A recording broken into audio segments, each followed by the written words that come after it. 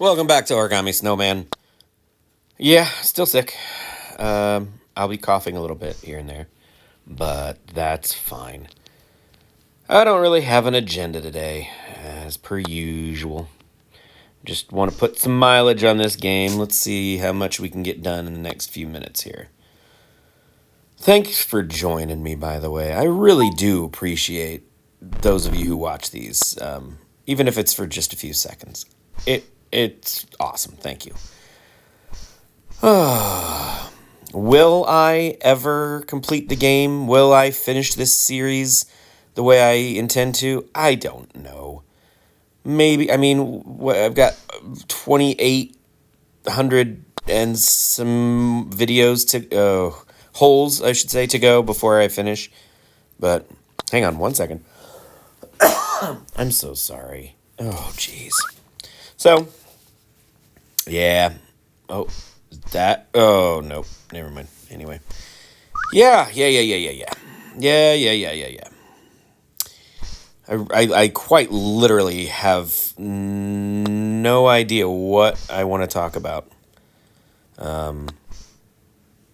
We could talk about stories. We could do like another story time thing, or just talk about things I'm interested in at the moment.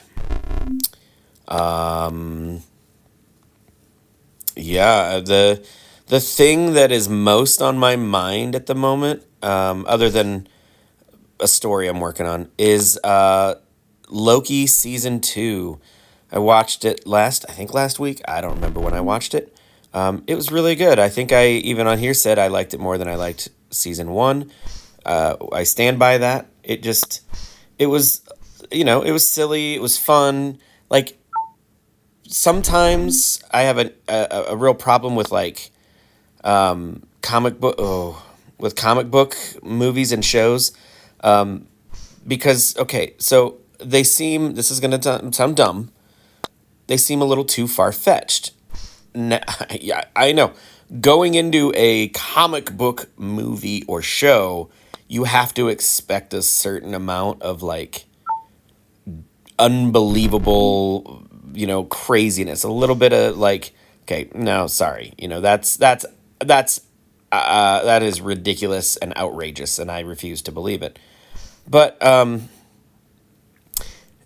it's not when things get silly and out of control. It's when things get out of control, and then they're like, yeah, but you still believe it, right? Like, I'm so sorry. Like, I don't mind things going berserk, but can you please manage the emotional tone to match, like, to match what's happening? Like, let's put it. Let's rephrase it. DC movies take themselves way too seriously. You know, they say yes, the source material might be comics, but that doesn't mean that you shouldn't take this very seriously. You know what I mean? Yes, these grown men have put on tight, sparkly outfits, and they're doing that because that is the only acceptable way that one can fight crime. Okay, that seems a little bit silly, it's like when you meet an adult man who, catches wind of your tone and thinks, wait a minute, are you not taking me seriously? Do I not have 100% of your respect? This is unconscionable, and I will have none of it. It's that kind of like, oh, buddy, I'm sorry, I didn't mean to hurt your feelings by thinking you're kind of a dork. Like that's kind of how DC is. That they will not be laughed at. Whereas Marvel, they're like, hey, yeah, this is a comic book, and it's brightly colored and it's ridiculous scenarios, but that doesn't mean you can't be emotionally invested. Emotional investment is one thing, but taking it very seriously is another thing entirely. So I really appreciate the emotional investment. I just don't insist that I take things super seriously. Okay. But on the other hand, some of the problems with, like, say, like, Secret War is that you're trying to do too much. You're trying to set up, a very large plot point, but you're not giving it due diligence. You're not taking your time with it. You're like saying, look, we really, in certain novels, the prologue, people like to skip prologues, and you shouldn't skip the prologue. But in some novels, they spend an awful lot of time in the prologue setting up some very important things. Sometimes a prologue can seem a bit too long. For example, in Stephen King's book, Wolves of the Kala, the prologue is as long as some short novels I've read.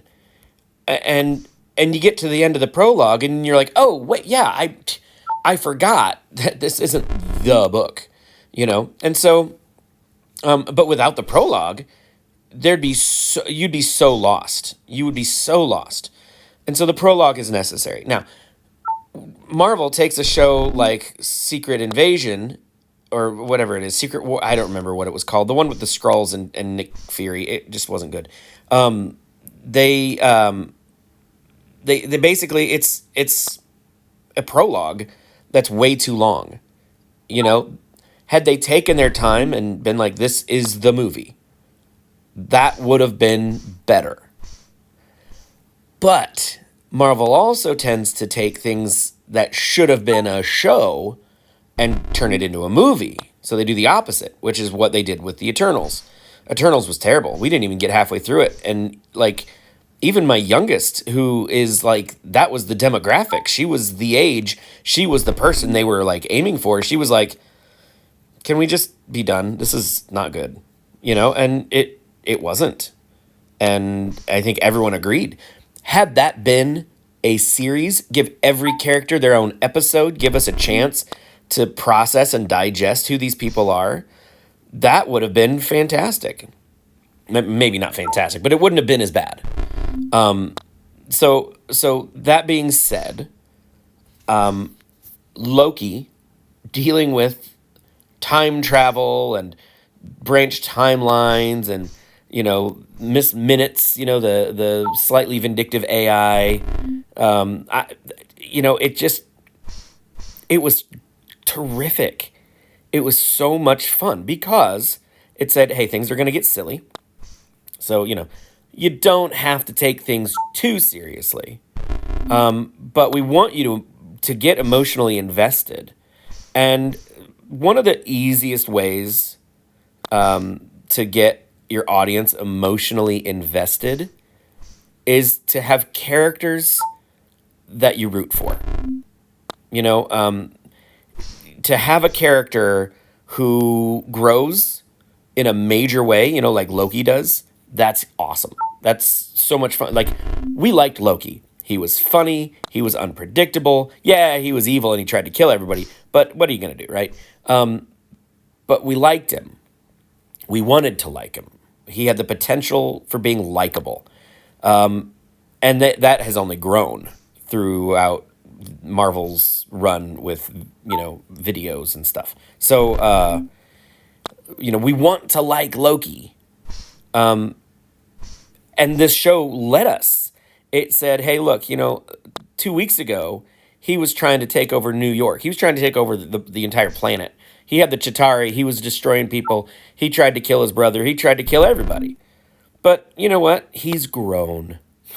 Yeah, they rushed it and all. If you forget the timeline, he was not a good guy for very long, But here in this series, we're rooting for him. Not just because it's his name on the title. It's because we like our heroes to have a bit of a past. And man, Loki sure does have a bit of a past. So we're rooting for him, But also we're rooting for Mobius because it's Owen Wilson. Everybody loves Owen Wilson. He's charming and doofy and he's just, every line he kind of delivers in this sort of like excited whisper, and he's very boyish, and you get the feeling that like, yeah, everything's ending, but it's not as bad as you think. That's his tone, is it's not as bad as you think. And that's great. You always love that character who's encouraging and hasn't given up, and they introduce some terrific characters. Sylvie, she's problematic, she's troublesome, she's moody, but that's fine. But Obi, Ouroboros, he is so much fun. He's not super duper upbeat all the time, but he's always hopeful. And man, I love a hopeful character. I love, pardon, I'm sorry. I love like a Sam Gamgee. You know what I mean? Like, yeah, it sucks that you're the one who has to solve this problem, but let's be honest, I wouldn't want anyone else to be at the reins. You might not be the biggest or the baddest or the roughest or the toughest, but your sense of right and wrong and your sense of loyalty are so inspiring, and that's what I mean. Those are the characters that you want in a story to keep you emotionally invested, regardless of the plot. It doesn't matter what the plot is, but if you like the characters, you're gonna enjoy seeing them go through it. And that is something that Loki season 2 does really well. To say nothing of the plot is actually, for a time travel show, the plot is it's pretty tight. Yeah, I'm sure there are plot holes and everything, but you don't lose track of things, like they keep it fairly simple. We got to get this guy, and now we got to get these guys, and now we got to fix this thing to save everybody. They have it.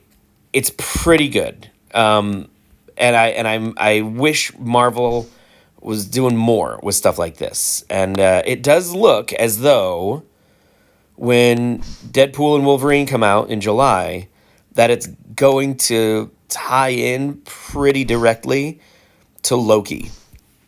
Because, you see the TVA, you see, the Void. There's just a lot of these familiar things that we see in the trailer. Now, they haven't dropped a second trailer, but they should be shortly. It's been a couple weeks, and they don't often let us go quite so long without a little, like an extra spoonful. So another trailer for Deadpool and Wolverine anytime now. That would be great. So that's what's on my mind at the moment, but I don't think I really want to talk about that. So I don't know what I'm going to talk about. I don't know. Who knows?